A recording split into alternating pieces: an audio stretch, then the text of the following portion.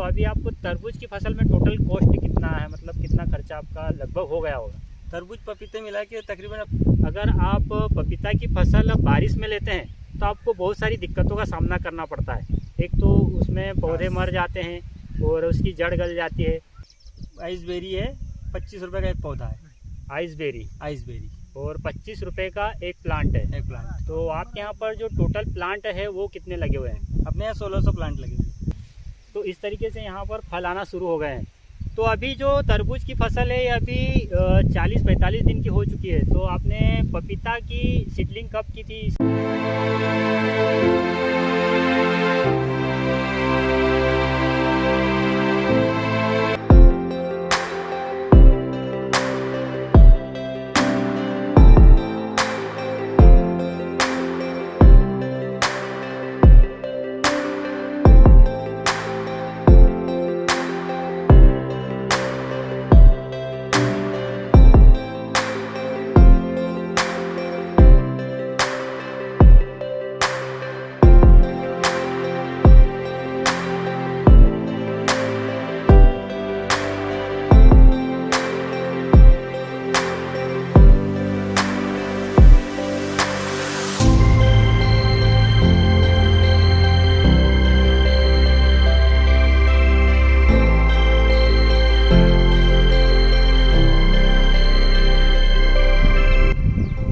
नमस्कार, मैं हूं आपका दोस्त राकेश। आप देख रहे हैं एग्रीकल्चर स्टार यूट्यूब चैनल। और आज हम आपको दो फसल के बारे में जानकारी देने वाले हैं, एक तो पपीता और दूसरा तरबूज। क्योंकि ये जो दोनों फसलें हैं गर्मी की फसल है और गर्मी के दिनों में ही दोनों फसल लगाई जाती है। अगर आप पपीता लगाते हैं तो फरवरी से लेकर आप जून तक इसकी फसल लगा सकते हैं। अगर आप तरबूज की फसल लगाते हैं तो नवंबर से लेकर मार्च तक आप इसकी भी फसल लगा सकते हैं। लेकिन दोनों फसल को अगर जोड़ दिया जाए और अगर इसको मिश्रित किया जाए, एक ही फसल में अगर दोनों फसल को लिया जाए तो इससे आपके काफ़ी सारे फायदे हो जाएंगे। एक तो आपको एक फसल में ही दूसरी फसल भी मिल जाएगी और दूसरी फसल में जो खर्च लगेगा वो भी थोड़ा बच जाएगा। तो आज हमारे गांव के एक उन्नतशील किसान हैं, उनसे हम बात करने वाले हैं और उनसे जानने वाले हैं कि उन्होंने जो अभी दो फसल की मिश्रित खेती करी है उसको कैसे मैनेज किया है, किस तरीके से उन्होंने पौधे लगाए हुए हैं और किस तरीके से इसको कब लगाया था और कौन सी वेराइटीज़ उन्होंने लगा रखी है, यही हम जानेंगे। तो सबसे पहले आपसे मैं थोड़ा इनका परिचय करवा देता हूँ। तो प्रेम भाई, सबसे पहले आप हमारे किसान भाई जो हैं उनसे आपका थोड़ा परिचय करिए। और मेरा नाम है प्रेमलाल कुमरावत जी, खंडवा जिला के पंडाना तहसील का रहने वाला। तो सबसे पहले आप हमें ये बताइए कि आपके मन में पपीता और तरबूज की खेती, मिश्रित खेती का विचार कहाँ से आया, पहले ये बताइए। हम पूना गए थे विजिट पे पपीता की, तो वहाँ पर हमने देखा मल्चिंग पे पपीता लगा हुआ। तो हमने विचार किया कि मल्चिंग और में तरबूज और पपीता दोनों साथ में लिया जाए। तो अपन ने तरबूज लगाया है और इसमें पपीता भी लगाया है। तो मतलब आप पूना से देखकर आए थे और उस मॉडल को आपने यहाँ पर ठीक लगाया हुआ है। तो जो इसके पौधे हैं, पपीता के पौधे हैं, ये आपने कहाँ से मंगाए और कौन सी वैरायटी है, उसी के साथ क्या इसकी कॉस्ट कितने में ये पड़ा है, ये थोड़ा आप बता दीजिए। ये हम पूना के पास है नर्सरी, वहाँ से लिए था। आइसबेरी है, 25 रुपये का एक पौधा है। आइसबेरी और 25 रुपये का एक प्लांट है। तो आपके यहाँ पर जो टोटल प्लांट है वो कितने लगे हुए हैं? अपने यहाँ 1600 प्लांट लगे। 1600 प्लांट। और अगर खेत की बात करें तो कितने एकड़ के लगभग होगा? 2 एकड़। 2 एकड़ के लगभग आपके यहाँ पर तरबूज और पपीता की मिश्रित खेती आप कर रहे हैं। तो किसान भाई, आपने देखा कि यहाँ पर 2 एकड़ में तरबूज और पपीता की मिश्रित खेती की हुई है। और पपीता की वैरायटी के साथ अब हम जान लेते हैं कि तरबूज की कौन सी वैरायटी इन्होंने लगाई हुई है। तरबूज का मैक्स लगा है नेम्स कंपनी का। 2 एकड़ में 15,000 नग गिनती से आए थे, अपन ने लगाए 15,000 पौधे। 15,000 प्लांट तरबूज के लगाए गए हैं और पपीता के प्लांट 1600 लोग लगाए हुए। 1600। तो किसान भाइयों, अभी आप देख रहे हैं कि दोनों फसल काफ़ी हरी भरी है और किसी फसल का किसी दूसरी फसल पर कोई ऐसा नहीं है कि अगर तरबूज पर कोई समस्या है तो पपीता पर भी कोई समस्या आएगी या फिर कोई सी बीमारी का प्रकोप होगा।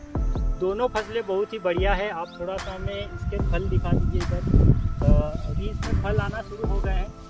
तो अभी आप देख सकते हैं कि इधर फल आना बिल्कुल शुरू हो गए हैं। मैं आपको थोड़ा और दिखा दूंगा वीडियो में। इस तरीके से यहाँ पर फल आना शुरू हो गए हैं। तो अभी जो तरबूज की फसल है ये अभी 40-45 दिन की हो चुकी है। तो किसान भाइयों, इसमें पहले तरबूज की फसल लगाई गई थी, उसके बाद में इसमें पपीता लगाया गया था। तो तरबूज की फसल इसमें कितनी तारीख को लगाई थी आपने?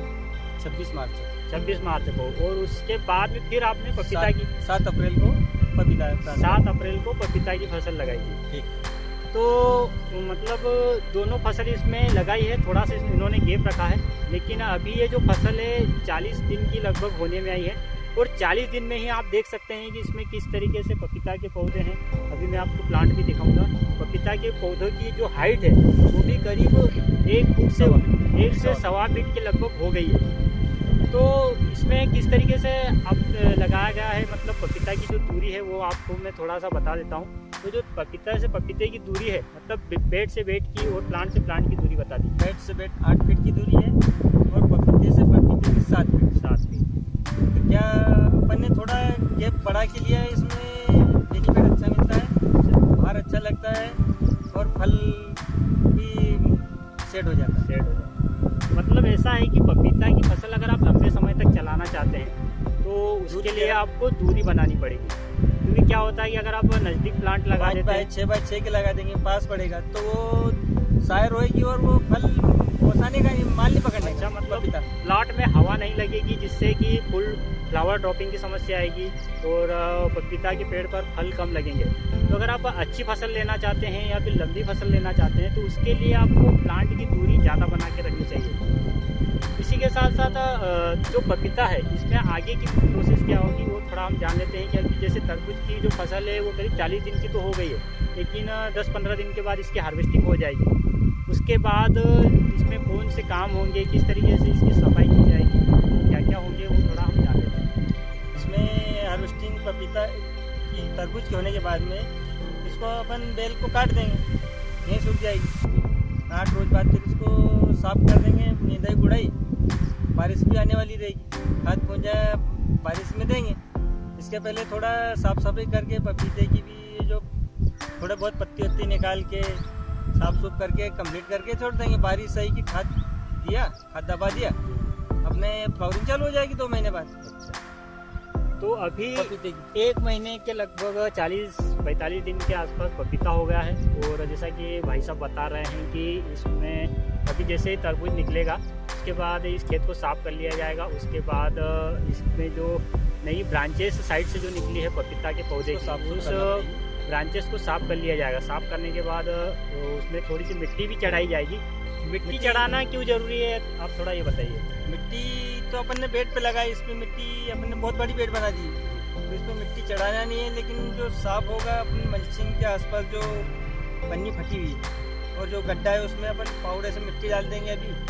और बारिश के पहले मल्चिंग के नीचे खाद दबा देंगे तो खाद भी लग जाएगा अपना।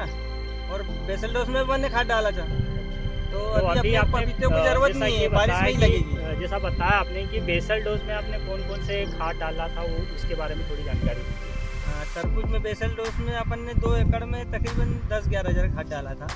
2 बोरी DAP, 1 बोरी यूरिया, फिर अपना 5 बोरी फॉस्फेट, पोटास, यूरिया 1 बोरी डाला था उसमें। तो मतलब ये सभी खाद का मिक्सर करके बेड पर पहले डाल दिया गया है। उसके बाद में इसमें पहले तरबूज की बुआई कर दी गई है। तरबूज के बुआई के बाद 7 से 8 दिन के बाद उसमें फिर पपीता के प्लांट लगाए गए हैं। पपीता के प्लांट से प्लांट की दूरी, जैसे बेड से बेड की दूरी भी इसमें 8 फीट रखी गई है। उसके बाद भी आप देख सकते हैं कि इसमें किसी भी प्रकार का गैप नहीं है। आप देख सकते हैं किसी भी प्रकार का गैप नहीं है, बिल्कुल बेलें फैल चुकी हैं। और चाहे तरबूज हो या फिर पपीता हो, दूरी हर फसल में बनाकर अगर आप रखते हैं तो फसल बिल्कुल स्वस्थ रहती है।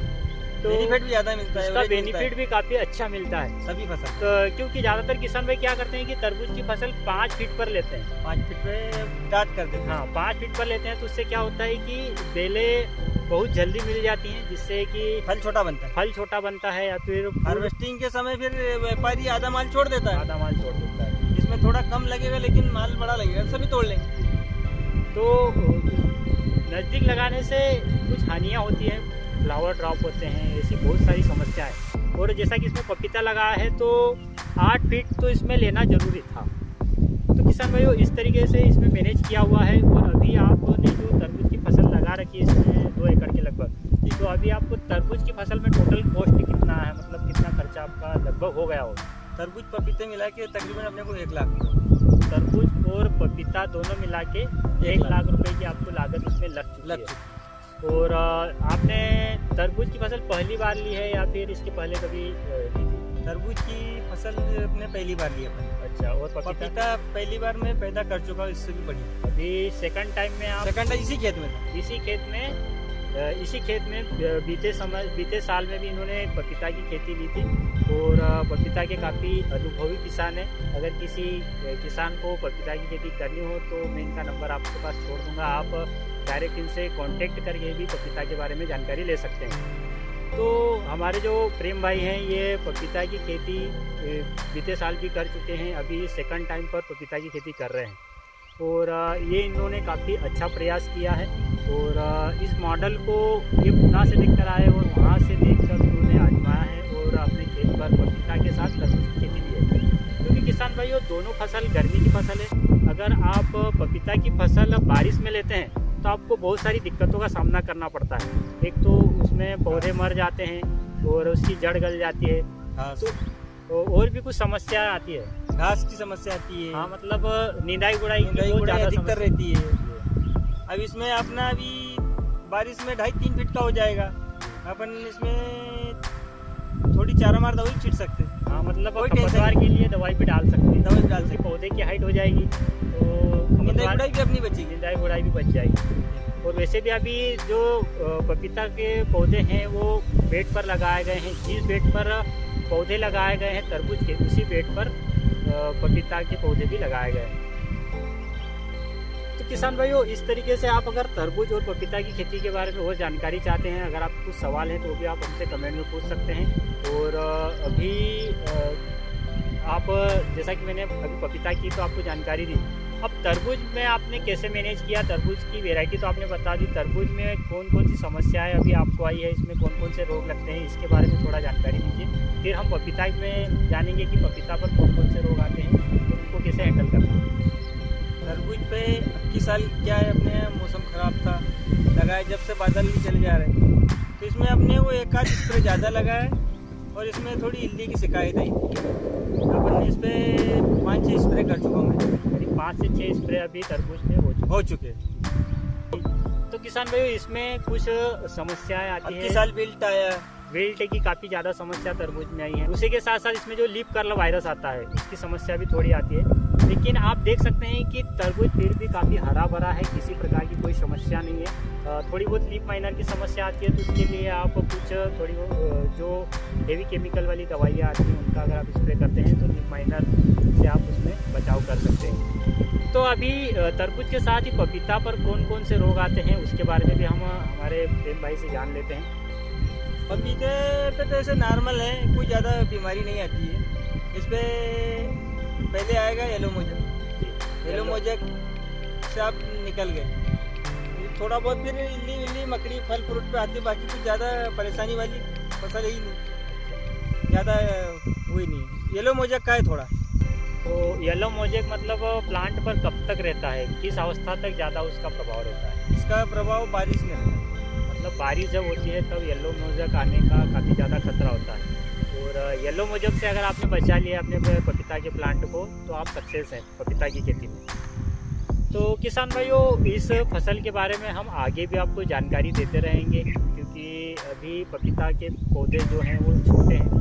तो जब इस पर फ्रूट आएंगे तब भी हम आपको इस प्लांट की विजिट करवाएंगे और इस खेत में आकर आपको पपीता के पौधे दिखाएंगे कि अभी जो छोटे पौधे हैं ये पौधों पर किस प्रकार से फ्रूटिंग आई है और किस प्रकार से उस पर फल लगे हैं, वो भी हम आपको आने वाले समय में दिखाते रहेंगे। तो अभी मई चल रहा है, यानी कि मई 2021, तो आज मई की करीब 15 तारीख हो चुकी है। और अभी जो तरबूज है 40-45 दिन की हो गई है और पपीता के प्लांट भी 40 दिन के हो चुके हैं, क्योंकि तरबूज की बुआई के 7-8 दिन के बाद पपीता के प्लांट लगाए गए। तो आप देख सकते हैं कि मात्र 40 दिन की फसल है, उसके बाद भी आप देख सकते हैं कि दोनों फसल बिल्कुल स्वस्थ है और एक ही फसल के खर्चे में दोनों फसल यहाँ पर अच्छे से आ गई है। तो तो किसान भाइयों, हर किसान भाइयों को इस तरीके से थोड़ा दिमाग लगाना चाहिए, इस तरीके से थोड़ी खेती को एक आधुनिक तरीके से करना चाहिए। और ज़्यादातर क्या होता है कि किसान भाई एक फसल में खर्चा ज़्यादा कर देते हैं, और ज़्यादा खर्चा करने के बाद क्या होता है कि अगर रेट नहीं मिल पाता है, जैसे कि अभी तरबूज के रेट की बात करूँ तो तरबूज का रेट करीब 4 रुपये केजी के हिसाब से बिक रहा है, वही 4-5। लेकिन 4 रुपये केजी भी 4-5 रुपये केजी भी बिकता है। तो उसके बाद भी एक फसल के साथ हमने यहाँ पर 2 फसल लगा के रखी है, तो तरबूज में थोड़ा बहुत तो जो खर्चा लगाया हुआ है उससे हमारी पपीता की फसल भी तैयार हो गई है। तो इस तरीके से आप एक फसल के खर्चे में दोनों फसल एक साथ ले सकते हैं। आपको बस थोड़ा सा अपना दिमाग लगाना है। तो इस तरीके से यहाँ पर मैनेजमेंट किया गया है। आगे भी हम आपको पपीता के बारे में इस प्लाट से ही जानकारी देते रहेंगे। तो किसान भाइयों, चलिए मिलते हैं अगले वीडियो में। और आपको यह जानकारी कैसी लगी, तो हमारे प्रेम भाई का भी मैं धन्यवाद करना चाहता हूँ। हमारे भाई प्रकाश भाई कुशवाहा का भी मैं धन्यवाद करना चाहता हूँ। उन्होंने मुझे इन्वाइट किया और मैं यहाँ पर आया और भाई से सारी जानकारी दी। तो चलिए मिलते हैं अगले वीडियो में, तब तक के लिए अलविदा, जय